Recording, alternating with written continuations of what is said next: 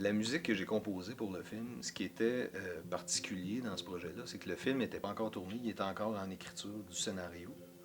Puis ils m'ont demandé voir si ça m'intéressait déjà, dans le but de faire ça quand le film serait tourné. Puis la même semaine, en fait, j'ai lu le scénario, j'ai trouvé ça bien intéressant. Puis j'ai tout de suite écrit la chanson thème, qui s'appelle Live My Dream. La chanson était déjà votée comme étant chanson thème du film avant même qu'il y ait eu une image qui soit tournée du film.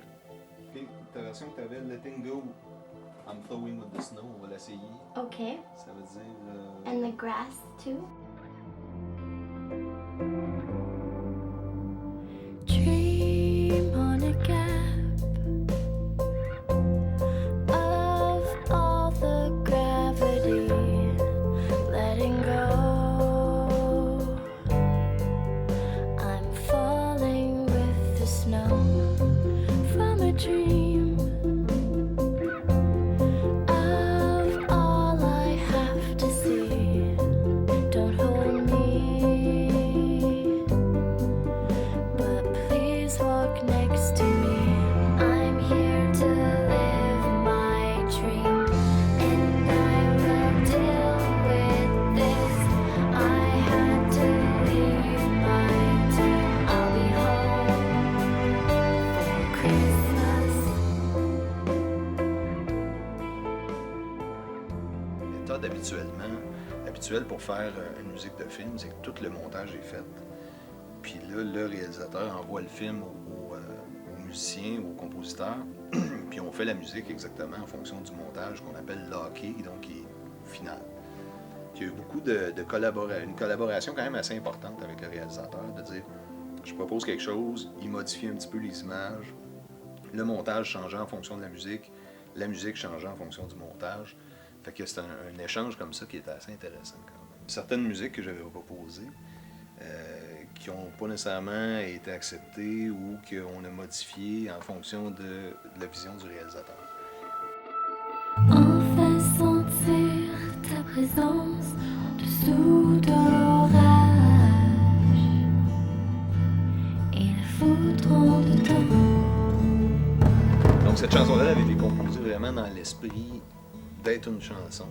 Puis finalement, c'est devenu une trame musicale, donc on avait décidé de ne pas mettre la voix, puis de garder juste la version instrumentale sans vocal, puis c'est ça qui finit par être dans le film. Je comprends aussi la vision de Danny qui voulait quelque chose, qui trouvait un peu que les paroles, en fait, dérangeaient un peu le drame ou l'émotion que la scène inspirait. Il y avait quelques scènes de tournée. Puis là, il me disait que bon, il va y avoir beaucoup de scènes de snowboard ou de ski ou des scènes de sport extrême, si on veut. Puis ça me prendrait une tonne rock là, qui appliquerait ça. Et ça, c'est la première version de la pièce qu'on appelle maintenant Tout changera.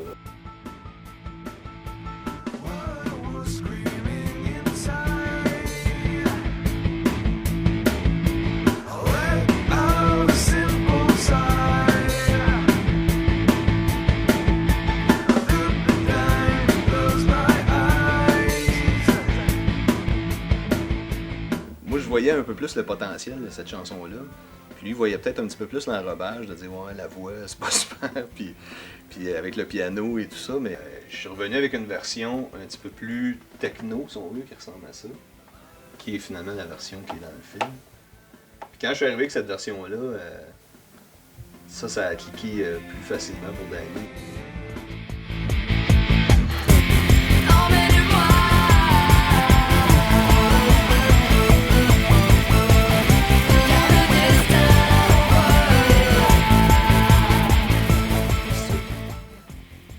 Ça a une autre perspective, mais c'est vraiment la même structure, la même chanson, tout ça, c'est juste l'enrobage qui est beaucoup mieux. À mon avis, le rôle de la musique dans un film, c'est vraiment juste de venir souligner la sensibilité puis l'émotion que suggère le film. Il faut vraiment trouver exactement l'émotion que le réalisateur, que le film veut suggérer, puis d'essayer juste de venir l'appuyer subtilement. C'est ma vision.